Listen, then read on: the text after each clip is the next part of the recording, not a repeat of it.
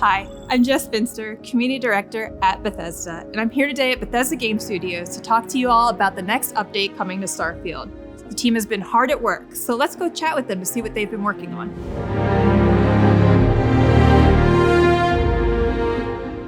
So with Update 4 on the horizon, what are some of the new features that players have to look forward to?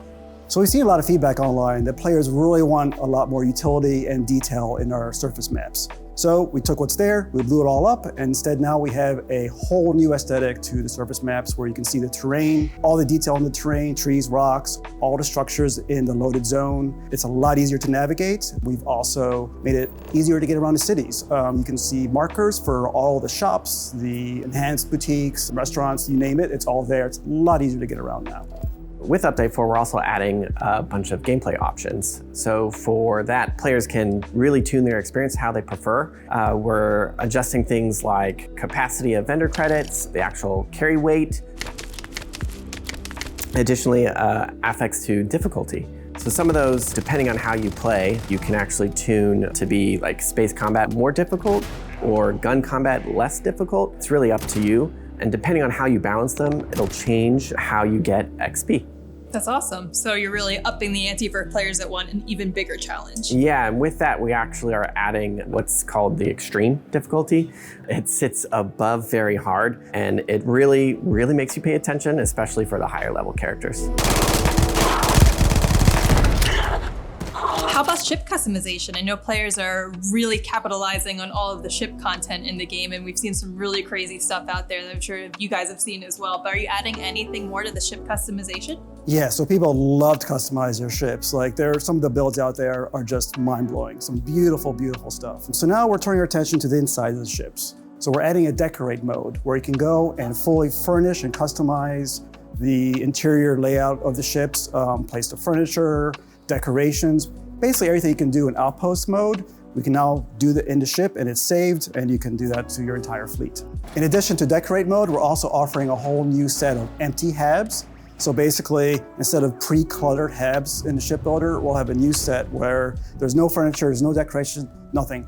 It's a total blank slate, so players can just kind of fill it up with their own stuff. That's amazing. They'll really get to emulate whatever their personality showcases outside on the inside then. Yeah, exactly.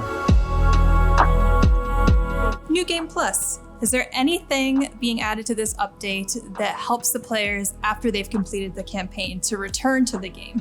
Yeah, so if you're like me and you find the more you go through the Unity, the more you become the hunter, the one thing I want to do is be able to respec my traits. So we're adding that. So in case you're getting tired of Wanted or want to change your alien DNA, and you really want that new dream home experience, you get to choose that when going through the Unity. In addition, you'll be able to rechange your appearance. Really living that next second life, huh? Exactly. Awesome. Is there anything else that you guys want to share about this update that players have to look forward to? I mean, you've already shared a lot as it is. We're focusing now on our Xbox Series X players with this update. We're giving them some settings where they can help prioritize between performance or visual.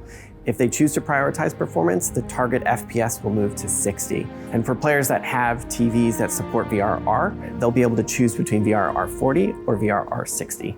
In addition to the new features we just talked about, there are a couple of quality of life updates that we're introducing. One of them is you can now toggle dialogue cameras off. So instead of getting that sort of focus zoom in on whatever NPC you're talking to, it just stays in normal default camera mode. It's a little more immersive that way. Some players may prefer that. Love it. In addition to that, we're making the container and barter menus a bit more usable. We've added some tabs along the top, so it's easier to sort of see what container or what inventory you're looking at, whether it's yourself or your ship. And it's just easier to navigate. Basically, inventory and item management, it's a small thing, but it actually, I think, makes it a lot nicer. So Tim, we just talked to Joe and Isfan a little bit about Update 4 and what's coming, but is there anything else that you want to talk about that's down the horizon? So the team is working on our first land vehicle, so you can drive around on planets. Obviously, we're working on more quests and the massive Shattered Space expansion. That's all very exciting. What about creations? Anything you can share there? I think we mentioned it earlier this year, but we've sent out our beta toolkit to verified creators, so hopefully more information on that soon. That's awesome. Thank you so much for your time, Tim. Hey, no problem, Jess. That's all we have time for today. Thank you so much for joining us and for your continued feedback. Just a reminder, the update is available on Steam Beta today and will be available on all platforms later this month. So we'll see you in the stars.